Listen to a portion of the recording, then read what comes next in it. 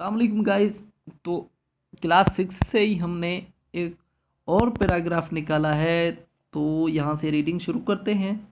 तो reading text है 4.1 से।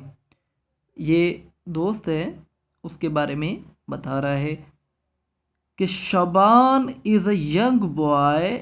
जो शबान है वो एक नौजवान लड़का है, जवान लड़का है। तो इज क्या है हमारा? वर्ब बी है। कौन सा है? बी है। और वर्ब के कौन से काम बताए मैंने आपको? 4 काम होते हैं वर्ब के। नंबर 1 वो एक्शन होता है, ठीक है, वो हमारा एक्शन होता है। नंबर 2 वो एक्सिस्टेंस बताता है, एग्जिस्टेंस यानी हालत, जगह बताता है, लोकेशन बताता है। तो नंबर तीसरा जो है, एक ने तो जगह बताई, दूसरा क्या बताता है? स्टेट यानी हालत बताता है, ठीक है, स्टेट बताता है। नंबर तीसरे पर हेल्प करता है कि ज़मान बनाने में कि ये प्रेजेंट है या कौन से। तो यहाँ पर जो इज़ है वो कौन सा काम कर रहा है? ये वर्ब, ये स्टेट बता रहा है कि वो एक जवान लड़का है। हु लिव्स इन बदीन, जो रहता है कहाँ? बदीन में, ठीक है, तो सिंध, सिंध में।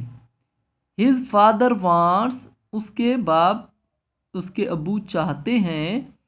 तो फादर सिंगुलर है, तो हमारा इंडेफिनिट टेंस में वर्ब के साथ एस या ई एस का इजाफा होता है। तो यहाँ पर एस का इजाफा इसलिए हुआ है। Wants him to become a great man, वो क्या चाहते हैं उसके फादर? हिम टू, इसको, बिकम अ ग्रेट मैन, एक अच्छा आदमी बनाना। So he wants, again S का इजाफा हुआ है क्योंकि ही सिंगुलर है। सो ही वांट्स, तो ये चाहते हैं शबान टू स्टडी, शबान पढ़े, वेल, अच्छा, एंड टू वर्क हार्ड, और सख्त मेहनत करे, ठीक है guys. Shaban goes to school daily, Shaban school daily जाता है। ये हैबिचुअल टेंस है यानी इंडेफिनिट टेंस, तो सिंगुलर के साथ यहाँ पर ई एस का इजाफा हुआ है। तो goes to school daily, school जाता है daily. And always does his homework, और हमेशा वो अपना होमवर्क करता है ऑन टाइम, टाइम पर, ठीक है गाइस।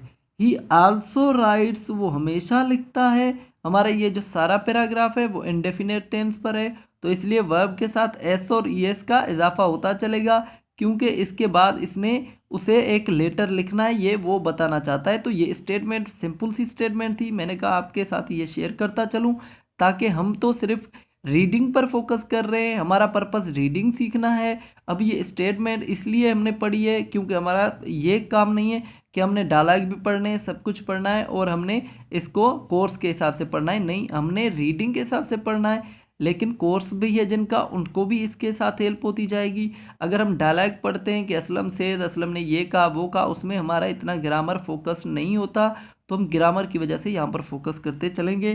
तो क्या है? Writes what he does every day, के वो जो डेली करता है, इन हिज डायरी, वो लिखता है अपनी डायरी में। दिस हेल्प्स, मैंने कहा था कि ये सिंगुलर है, दिस अगर प्लूरल होता तो दीज होता। हेल्प्स अगेन एस का इजाफा हुआ है। हिम इन इम्प्रूविंग, उसकी मदद करता है, इम्प्रूविंग यानी सुधार लाने में। हिज राइटिंग, उसकी राइटिंग में। And in remembering a lot of thing, और याद करने में बहुत सारी चीज़ें। देट ही कुड फॉरगेट, जो वो भूल जाए। If he did not wrote write, अगर वो नहीं लिखता, देम डाउन, नीचे। Read the following diary entry, पढ़ें जो दी गई है डायरी की एंट्री, बाय शोबान, शबान के डायरी में, ठीक है। तो गाइज अब वो डायरी भी हम पढ़ेंगे लेकिन नेक्स्ट वीडियो में। मैं नहीं चाहता कि आपका बहुत सारा टाइम यहाँ पर वेस्ट हो और आप लोग जो है ना ज़्यादा टाइम दे सके, क्योंकि आजकल टाइम का बहुत इशू आ रहा है, सबके पास थोड़ा टाइम है, इसलिए हम शॉर्ट वीडियोस बनाएंगे और मीनिंग पर फोकस करेंगे। हमारा पर्पस तो क्लियर हो रहा है, हम तो मीनिंग निकालना सीख रहे हैं गाइज, तो इसलिए हम शॉर्ट शॉर्ट वीडियो, मैं बड़ी से बड़ी मैं कहता हूँ कि बस सिर्फ 10 या 12 मिनट की होनी चाहिए, इससे ज़्यादा नहीं, क्योंकि हर किसी के पास बहुत सारे काम है। ये आप अपने फ्री टाइम में करें, आप रीडिंग सीखते चलें, ठीक है गाइज। तो शबान की डायरी में to C watt he does, देखें कि वो कैसे करता है, एंड हाउ ही डिवाइड्स, और कैसे उसने डिवाइड किया, तकसीम किया, हिज टाइम, अपना time, between study work and play, यानी खेलने में, काम में और पढ़ने के हिसाब से उसने कैसे अपने टाइम को डिवाइड किया हुआ है। मैं आपको दिखा देता हूँ कि उसकी डायरी भी यहाँ पर दी गई है बुक में। तो गाइस हमने इस डायरी को पढ़ना है, लेकिन उसके लिए हम नेक्स्ट वीडियो ला रहे हैं आपके लिए। तो वो नेक्स्ट वीडियो भी आ रही है, आप बस लाइक और कमेंट और शेयर को दबा दें और सब्सक्राइब करना मत भूलें।